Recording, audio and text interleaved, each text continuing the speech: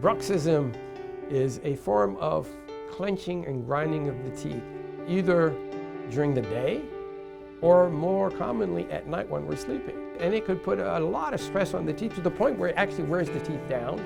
It can also lead to temporomandibular joint dysfunction or TMJ problems. So one of the things we do when we do an initial exam on a patient is we'll do an evaluation of their dentition to determine if they might be clenching or bruxing their teeth, because there are things that we can do or prescribe to hopefully protect the teeth from some of this damage. The typical treatment for bruxism is making an impression or a digital scan of the patient's teeth and designing a form-fitted acrylic template that will fit over the teeth.